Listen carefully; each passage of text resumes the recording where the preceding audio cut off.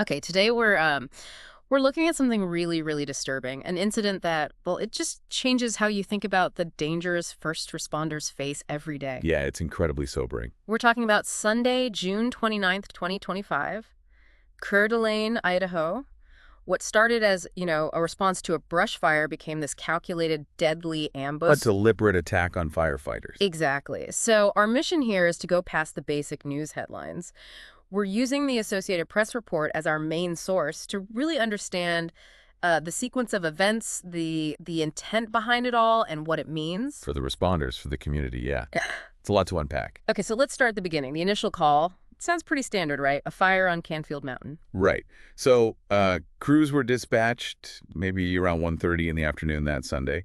Canfield Mountain, just north of Coeur d'Alene. And that area, Canfield Mountain, it's Yeah. not some remote wilderness, is it? No, not at all.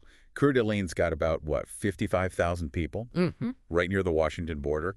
And the mountain itself, it's like right on the edge of town.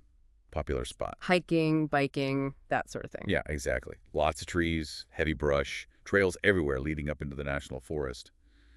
But that terrain, that familiar rugged terrain, well, it became central to the tragedy. And things escalated quickly. It wasn't just a fire for long. Not at all. Maybe half an hour after the first crews got there, that's when the gunshots started. Just 30 minutes in. Wow. Yeah, and authorities, they figured it out pretty fast. This wasn't random. They believe the gunman, armed with a rifle, actually started the fire. Started the fire, so the fire itself was bait. That's exactly what they said. Hmm. It was a deliberate trap. They described a barrage of gunfire over several hours, aimed right at the first responders. That word, deliberate. It just Ah. sends chills down your spine. It wasn't chaos erupting, it was planned violence. Absolutely. The officials were very clear. Quote, "We do believe that the suspect started the fire, and we do believe that it was an ambush and it was intentional." Intentional. And they added something even more chilling. These firefighters did not have a chance. Think about that. They walked right into it. Unbelievable. So the scene must have been just pandemonium. Fire burning, shots firing. Sheer pandemonium. That's how it was described. You've got the fire raging, and you've got firefighters under attack. Heavy fire. You can just imagine the radio traffic. Urgent calls like, everybody shot up here. Send law enforcement now. It's pure terror. And inevitably, with that kind of attack, there is a terrible cost. What did the report say about casualties? Yeah, the human cost was immediate and devastating. 2 firefighters were shot and killed. Oh, God. They were dead on arrival at Kootenai Health. A 3rd firefighter was hit, seriously wounded, also taken to Kootenai Health. How were they doing? Well, initially described as fighting for his life after surgery. Later reports said stable condition, thankfully.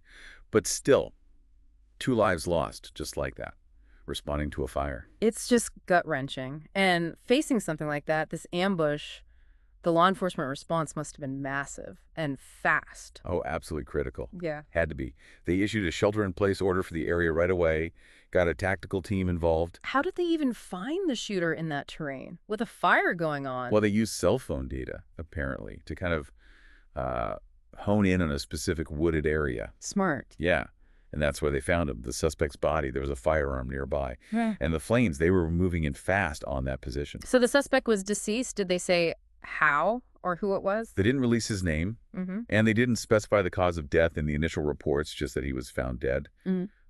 Sheriff Bob Norris, the Kootenai County Sheriff, he confirmed he'd told his deputies to return fire, so that might be related. Okay. And other agencies got involved too? Yeah, the FBI was there. Deputy Director Dan Bongino specifically mentioned. They brought technical teams, tactical support. It was a big response. And they think he acted alone. That seems to be the consensus. Officials stated, we believe that was the only shooter that was on that mountain at that time. Okay. So the immediate threat ends there. But the shockwaves, they must have spread fast. How did the community, the state, react? Well, the shock was immediate, you know. Even after they lifted the shelter in place, the fire itself was still burning. So residents were still on edge, told to be ready. And the officials. Idaho Governor Brad Little, he called it a heinous direct assault on our brave firefighters, asked everyone in Idaho to pray for them. The Idaho House Republican leadership echoed that, horrified, shocked by such a vicious attack. Prayers offered there too. It clearly hit hard at all levels. And the report mentioned something, a really moving tribute from fellow responders. Yes, a solemn procession.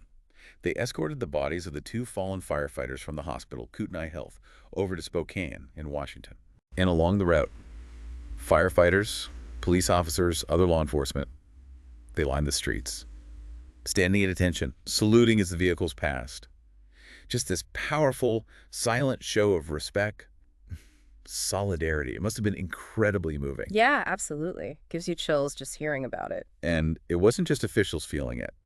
The AP report mentioned a local guy, Bruce Deming. His property is right up against the trails there. Oh, okay. He noticed there weren't any firefighting planes or helicopters up, which was weird for a fire that size. Right, you'd expect air support. Exactly.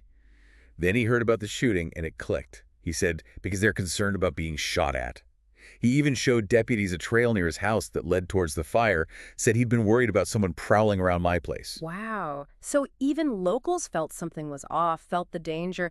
It really brings it home, doesn't it? It does. It shows how this wasn't just an abstract event. It was right there, changing the feeling of a familiar place. So bringing this all together, this deep dive into the Idaho ambush, it just highlights a horrific, almost unthinkable danger for first responders. What's the main thing you think for our listener to take away from this?